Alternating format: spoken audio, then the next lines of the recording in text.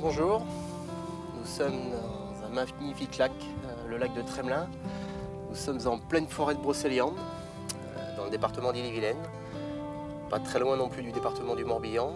Je vous convie à une pêche au carnassier, au poisson nageur, au leurre souple et aussi à la cuillère, dans ce magnifique écrin de verdure qu'est ce lac de Tremelin, en pleine forêt. Donc on va rechercher du sandre, du brochet, exclusivement. Et on va pêcher en barque avec ce plein mois de décembre. Il ne fait pas très chaud, mais ça va le faire. Et ce lac est bien peuplé, notamment en bons petits brochetons. Des beaux petits poissons qui vont nous donner plein de plaisir aujourd'hui.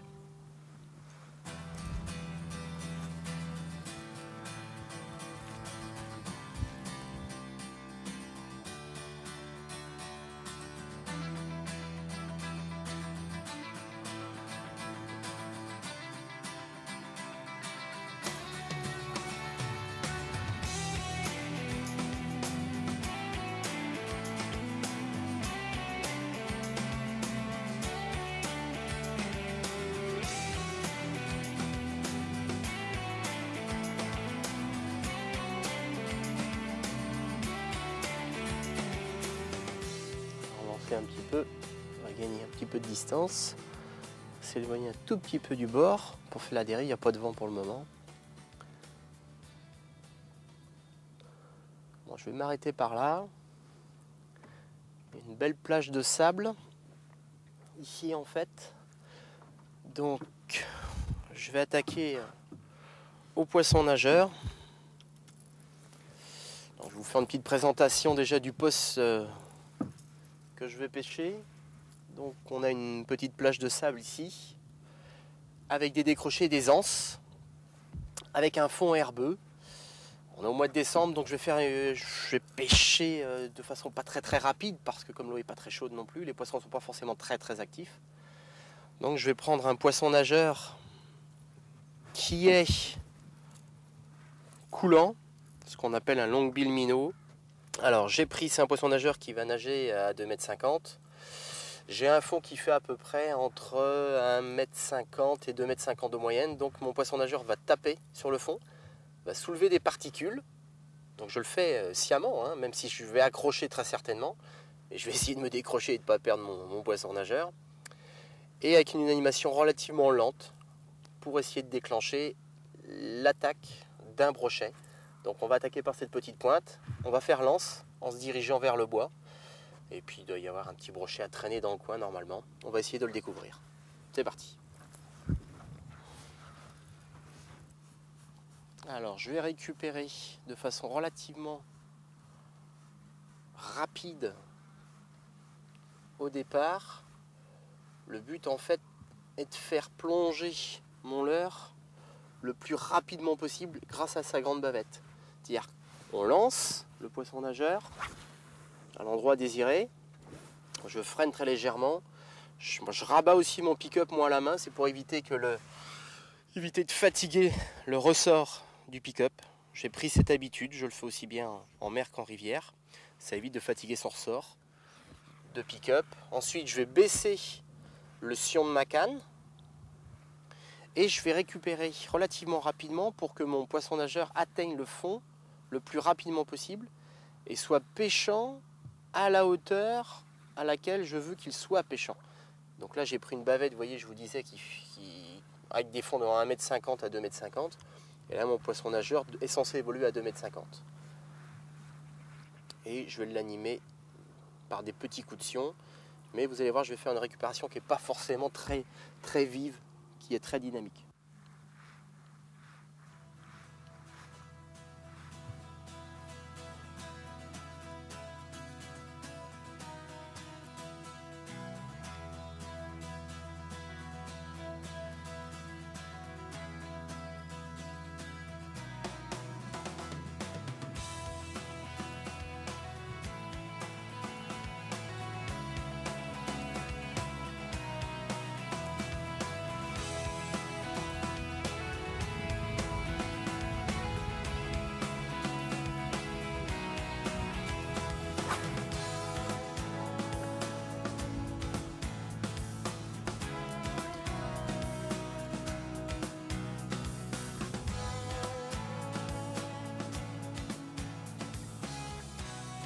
faire voir quelque chose dans le fait que mon poisson nageur tape le fond, décroche un peu, soulève des particules. Je vais essayer de vous le montrer avec le sion de la canne. Je vais lancer et vous allez voir les tremblements du sion qui sont en fait dus au fait que la bavette du poisson nageur tape contre le fond de l'étang tout en soulevant un nuage de particules qui est très attractif pour les carnassiers.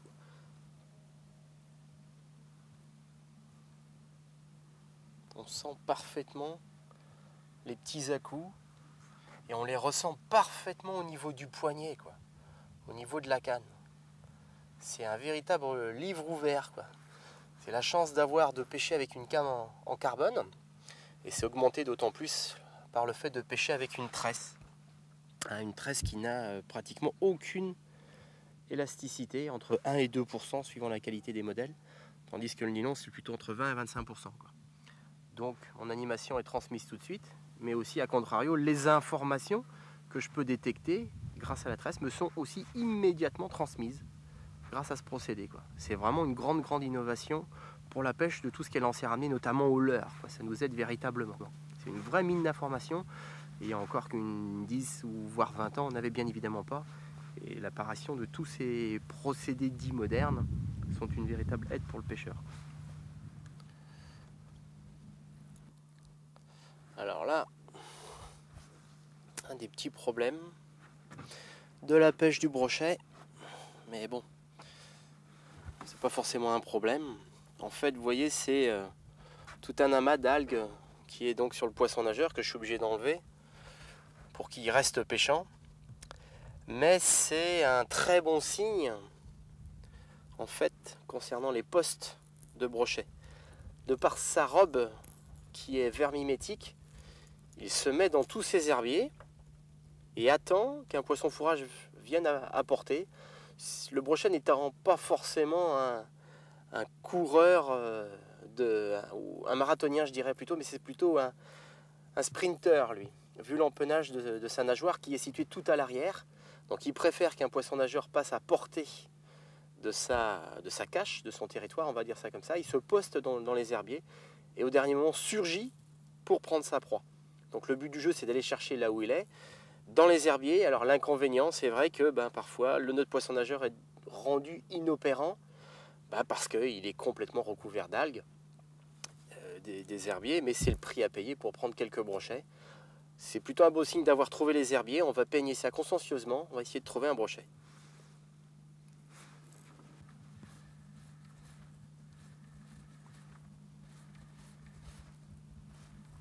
Je vais vous faire voir en surface l'animation du long-bill minot pour vous donner une indication de ce que ça peut donner dans l'eau et sous l'eau lorsque j'anime mon poisson nageur. Donc on va donner toujours, je vous le rappelle, des petits coups de sion à mi-hauteur pour faire en fait désaxer mon poisson nageur, lui donner un semblant en fait d'agonie ou de poisson blessé, et toujours dans l'optique que le brochet n'est pas forcément un poisson très actif, notamment à cette époque de l'année. Il va plutôt se focaliser sur un poisson qui est blessé. Donc le but du jeu, c'est d'essayer de reproduire à l'identique la nage d'un poissonnet blessé, et en faisant ces petits coups de sion, on y arrive véritablement, quoi. Alors, je vais vous faire voir en surface ce que ça pourra donner donc sous l'eau. Donc je donne des petits coups de sion. Donc vous voyez, je suis même capable de le faire partir en arrière, quoi. On donne des petits coups de sion. En fait, c'est un petit poissonnet qui est complètement à l'agonie, qui ne sait plus trop où il va. Et vous voyez, il est même capable d'aller en arrière, quoi. Donc j'anime par petits coups de sion mon poisson nageur, quoi. Donc là, le poisson nageur est complètement rendu inopérant, quoi. Il ne peut pas nager, la bavette est complètement encombrée, le triple est complètement encombré. Bon, un poisson, il est parfaitement capable de faire la différence, quoi. Avec ce type, vous voyez, de poisson nageur, et un vrai vif, quoi. Un gardon en l'occurrence, quoi. Donc là, il est complètement rendu inopérant, quoi. Mon agrafe est prise aussi. Là, je peux toujours animer, il part dans tous les sens, il fait du n'importe quoi. Et puis en plus, il est rendu hyper discret, voire quasiment même mimétique, quoi. Ça se voit pratiquement plus, quoi. Donc à chaque fois, je suis obligé d'enlever les herbiers, mettre ça propre et repartir.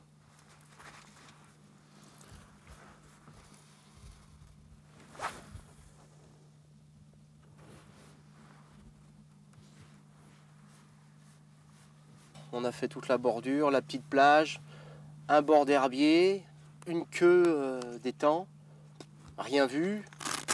Je vais passer une animation encore plus lente.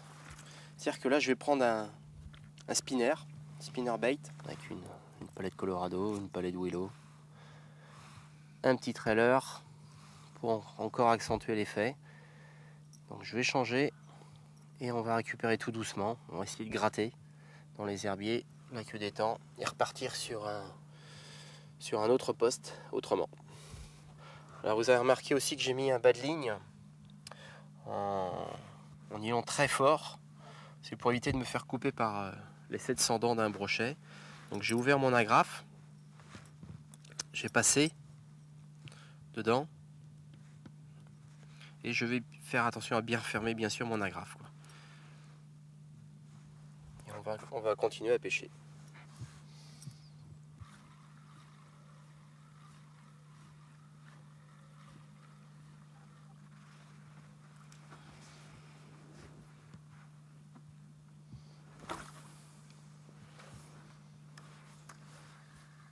Je prends la température de l'eau parce que dans toutes ces pêches hivernales, c'est pour moi un élément quand même qui est capital. Parce que plus la température de l'eau est basse, moins les poissons sont actifs. Les poissons, il ne faut pas oublier, c'est des animaux à sang froid. Hein, tout leur métabolisme est calqué sur la température de l'eau. Donc c'est vraiment un élément capital. Donc acheter aussi un thermomètre est vraiment très important. Ça permet de l'apprendre. Et d'adapter aussi sa pêche ou ses pêches par rapport à la température de l'eau. Voir si les poissons sont plus ou moins actifs, quoi. Schématiquement, plus l'eau va être chaude, jusqu'à un certain point bien sûr, plus certaines espèces de carnassiers vont être actives. Ce que peut être le cas par exemple d'un brochet en plein été dans les herbiers. Là, avec une température de confort, on va dire ça, d'une vingtaine de degrés, là le poisson est vraiment actif, quoi. Alors c'est sûr que là, si l'eau fait entre 5 et 10 degrés, comme je le suppose, c'est sûr que là, les poissons vont calquer leur activité aussi sur ça, quoi. Ouais, la température est à 6 degrés. Donc on va avoir affaire à des poissons relativement peu actifs. 6 degrés, il faut savoir que c'est quand même une eau qui n'est pas très très chaude, hein. Donc à partir de là, il va falloir faire des animations relativement lentes, en faisant pourquoi pas aussi des longues pauses, que ce soit une récupération de poissons nageurs ou pourquoi pas de leur souple. À la cuillère, c'est bien évidemment beaucoup plus difficile parce que le spinnerbait ne va pas tourner, mais il va falloir récupérer de façon très lente parce que les carnassiers, vu la température de l'eau, vont être relativement peu actifs, quoi. Maintenant, le soleil commence à monter. On espère qu'il va bien se lever et que ça peut déclencher un mouvement de poissons. On va essayer de trouver ces poissons actifs, quoi.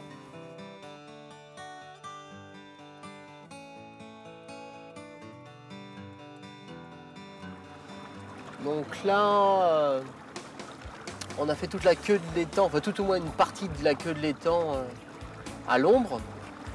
Donc là, le soleil s'est levé, on a un changement complet de temps. On va passer de façon diamétralement opposée à la rive ensoleillée. Mais avant, on va aller directement vers un haut fond. Alors imaginez un grand bloc de schiste rouge qui dépasse de l'eau avec 3 à 4 mètres de profondeur de chaque côté. Petite muraille qui doit faire une dizaine de mètres et qui est un poste et à cendre et à brochet. Donc on va changer complètement de tactique. Je vais aussi les attaquer avec des leurres souples de façon tranquille. Une petite récupération. On va mettre après un poisson nageur pour essayer de trouver la solution de la journée quitte à changer autrement de technique, de tactique. On va changer complètement. Donc là, c'est parti pour le soleil.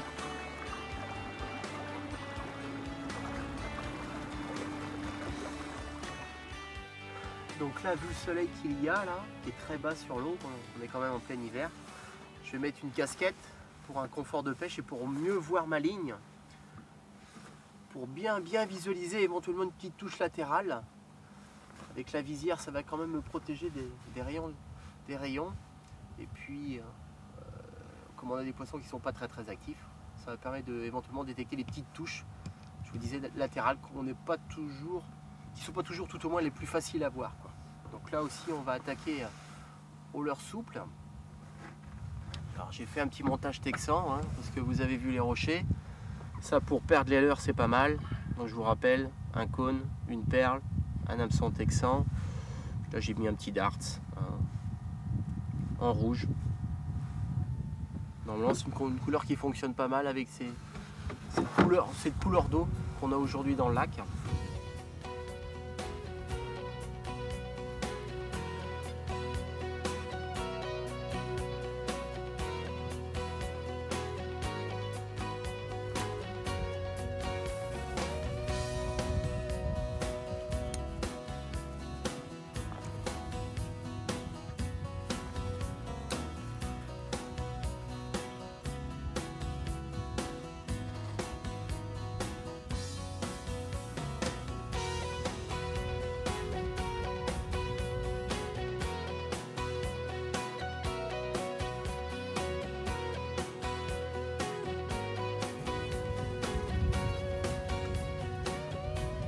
Accoster gentiment et je vais changer de leurre. Peut-être être un peu plus facile de le faire d'ici. Alors, on va changer de leurre, on va mettre un leurre souple.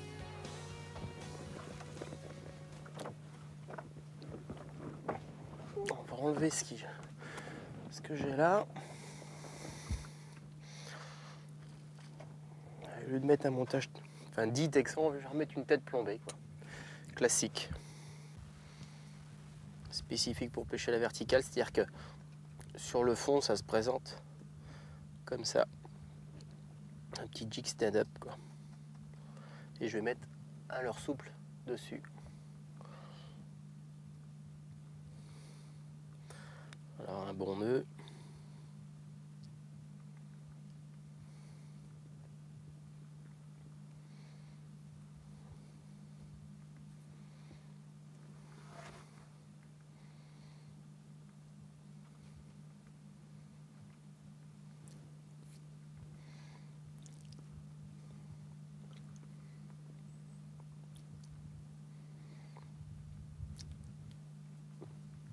Un petit bout de salive sur le nylon.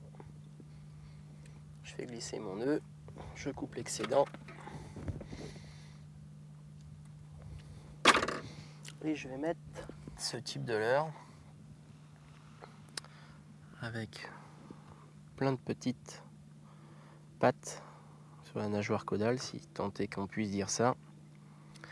Et je vais l'installer sur ma tête plombée. Alors je proportionne, je vois à peu près où ça devrait sortir. Et c'est un leurre souple, et d'où son nom. C'est d'une facilité enfantine à installer. Je centre quand même bien ma pointe et en force, je le fais retourner dessus. Et voilà ce que ça me donne, montage terminé. Je vais carrément tout changer. Je vais remettre un poisson nageur, un autre. Donc là c'est un leurre où il y a 3 hameçons. La législation en vigueur n'autorise 2 hameçons. Donc je suis obligé d'en enlever un. Je fais passer donc là tout simplement l'anneau brisé dans la graffe et je referme. Donc mon leurre là est prêt à pêcher. Un jerkbait. Dos blanc, ventre orange, dans une eau claire comme ça. Ça peut être la solution. Donc je suis équipé, je vais alterner les deux techniques. Je vais d'abord me faire ici en fait tout ce secteur qui est relativement plat. Je vais le pêcher avec le poisson nageur. le haut fond, il y a de la profondeur de l'autre côté. Je pense, attaquer au leurre souple. On va essayer une technique et l'autre on va alterner pour essayer de trouver les poissons.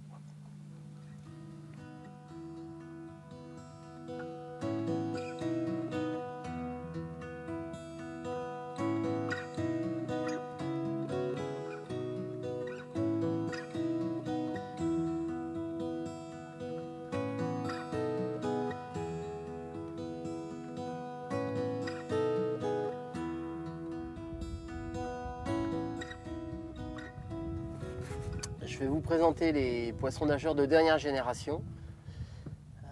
Leur caractéristique principale, c'est un réalisme étonnant et des billes. On va faire les différentes familles. On va commencer par la surface et pour finir vers la profondeur. On va commencer par la famille des stick bait avec un leurre qui s'appelle le spook, le super spook, qui est un poisson nageur exclusivement de surface qu'on appelle un stick bait, un pencil bait. Donc on l'anime d'un petit coup de sion qu'on appelle le walking the dog, une amplitude de 40 à 50 cm et qui va lui donner une nage de droite à gauche, de droite à gauche et ainsi de suite, quoi. Toujours en surface, mais très très légèrement. Vraiment la première couche d'eau, c'est le Deka Amakuru. Alors lui, sa grande innovation, c'est en fait une articulation, quoi. Il est toujours à contre-temps, à contre-mouvement par rapport à l'animation que vous pouvez faire. Alors vous le récupérez de façon très linéaire. Moi je vous déconseille fortement de l'animer trop vivement. Si vous l'animez, vous le faites de façon très douce, hein, parce qu'autrement il décroche. Pareil, bon petit poisson nageur. On dirait une vraie anguille, ça nage, mais c'est exceptionnel la vivacité de ce poisson nageur japonais. Autre poisson nageur, alors on quitte un petit peu la surface, il a une bavette, le Bungy Fall, un gros corps, mais vous voyez il a été coupé en deux, alors ça a été fait exprès, en fait, et rajouté en fait une petite cuillère ongle, une petite cuillère Colorado. Alors pareil, poisson nageur qui nage en zigzag dans une fourchette de profondeur qui oscille entre 10 et 30 cm, c'est vraiment un maximum. Toujours pareil, plutôt des leurres d'été. Ça c'est un leurre connu aussi qui s'appelle le Vision 110. Alors avec des billes qui est dans un rail. Hein.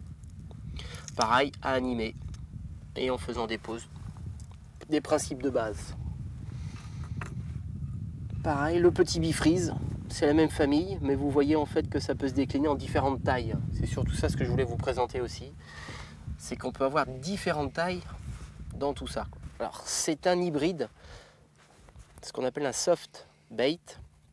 C'est en fait une moitié de poisson nageur avec une moitié de leurre souple. Leurre souple, donc vous voyez vous avez une souplesse exceptionnelle au niveau de la nage du poisson nageur, et ici un corps très dur qui est en plus pourvu d'une bavette. Donc des poissons nageurs toujours à faire travailler. Je vais l'intercaler et on va descendre plus profondément avec ce qu'on appelle un longbill minnow. Alors vous voyez le graphisme, mais sur la bavette on retrouve en fait les deux pinces d'une écrevisse, quoi. Donc ça, ce sont des poissons nageurs qui sont capables de descendre jusqu'à 2,50 m, 3 mètres de profondeur. Les leurres manivelles, les leurres en fait à toujours actionner. Leur caractéristique technique, c'est en fait d'avoir un corps relativement court, qui est très ramassé, qui est très ventru, ici, et toujours une grande pale, une grande bavette, pour aller le plus profondément possible. Ça, c'est des poissons nageurs qui sont capables de descendre jusqu'à 4 mètres, quoi. Alors pour cette taille-là, vous avez vu la forme de la bavette, hein, et suivant la forme aussi de la bavette, ils peuvent être beaucoup plus petits, comme ce modèle-là, hein, un petit chubby, avec une toute petite bavette. Donc là, bien évidemment, il va nager beaucoup moins profondément. Alors je vais vous le présenter, la grandeur de bavette. Vous voyez que pour un même leurre, j'allais dire quasiment presque une même taille, on peut avoir des bavettes complètement différentes tout en respectant le même corps, quoi. Ici, ce sont des crankbaits donc. Une autre catégorie de leurres qui s'appelle les vibes ou alors les lipless. Ici, c'est un LV500.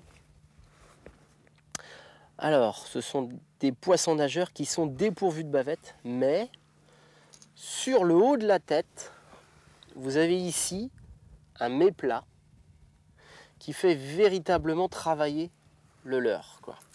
Alors, leur action sur le fond, ce sont des poissons nageurs qui vont avoir ce type de nage. En fait, ils vont nager la gueule vers le bas, quoi. Et ce sont aussi des leurres qui sont très bien pourvus en billes. Il y a plusieurs dizaines de billes dedans. Donc des leurres qui sont par contre bizarrement peu utilisés en France, mais des leurres qui sont intéressants pour notamment trouver les poissons. Quand ils sont très actifs, de localiser les poissons grâce à leur système de billes et du fait qu'ils nagent vraiment la tête en bas, ils touchent le fond, soulèvent des particules, un petit nuage de sédiments qui est censé imiter un petit poisson qui fouille.